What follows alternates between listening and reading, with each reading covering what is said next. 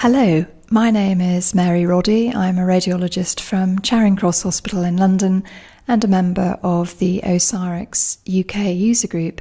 And I'd like to talk to you today about how you can import DICOM images into your OsiriX database for teaching or examining purposes.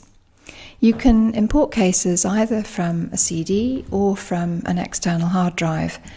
And how you harvest DICOM data from your own hospital depends very much on local circumstances, and I'm aware it's much easier in some hospitals than others. It is preferable, if you can, to export your DICOM images from PACS onto a hard drive, as that will make the whole process of exporting cases from PACS and importing them onto OsiriX very much quicker. But if you have to use a CD, that's absolutely fine. It'll just take a little bit longer. It's very important that if you do use your own external hard drive, you must make sure that it's fully encrypted to ensure that you comply with local information governance guidelines. Now, if you look at my desktop, you will see that I have two encrypted external hard drives plugged into my laptop at the moment. The first one is the small one that I take to the hospital, and that has got DICOM data from 4 patients harvested from PACS, and those are the ones that we're going to import onto OsiriX today. Now, I need to point out that these have been given fictitious names and patient identifiers for teaching purposes. Now, the second hard drive is a 1 terabyte encrypted external drive, and this contains all my teaching cases, my whole museum, as well as some subsets of smaller cases that I use for teaching FRCR candidates. So if we open OsiriX now, and I'm using version 5.5.2 at the time of recording, you will see that I've opened the local default database, which has no patients in it at the moment. Now, it's very easy to import cases into the default database. I simply press import. I point the OsiriX to the disk that contains the cases that I want to import. And I think today I'll import the first 3 of those cases, so I highlight them and then I press open.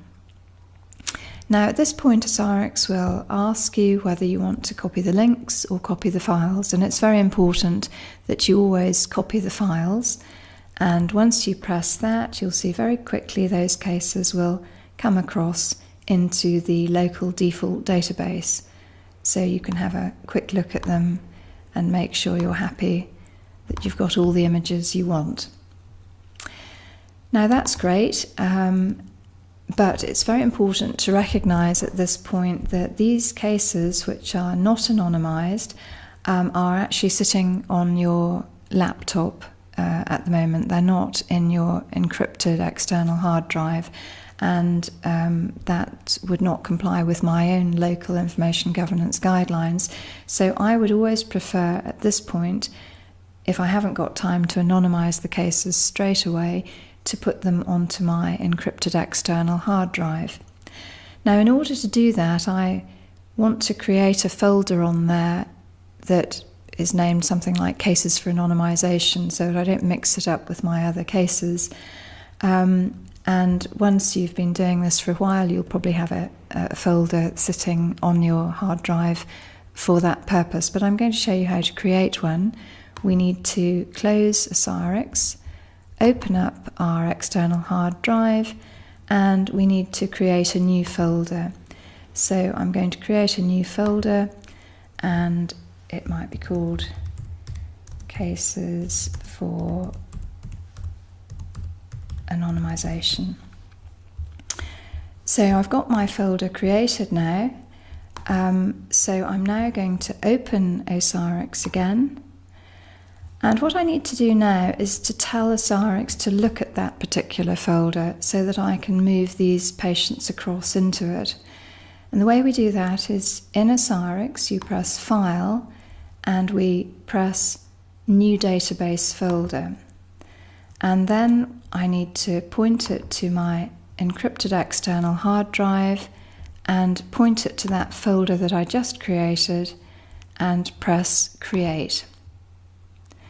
Now, once I've done that, you will see that as well as the local default database showing in the sources, I also have that folder, and at the moment it's empty.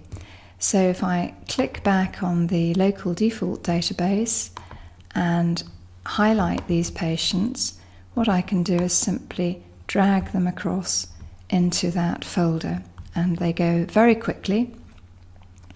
And now if I look in that folder, there I can see are these 4 cases safely on the encrypted drive. And at this point, what I would normally do would be to delete these off my laptop. So I just highlight them, I right click, and I press Select Deleted Lines, and then OK. So what I've done is I've shown you how you import DICOM cases onto OsiriX, and also how to store them safely onto an encrypted hard drive prior to the work that you're going to do to anonymize them and prepare them for teaching. And I will cover that topic in a subsequent tutorial. I hope you found that helpful. Thank you very much for your attention.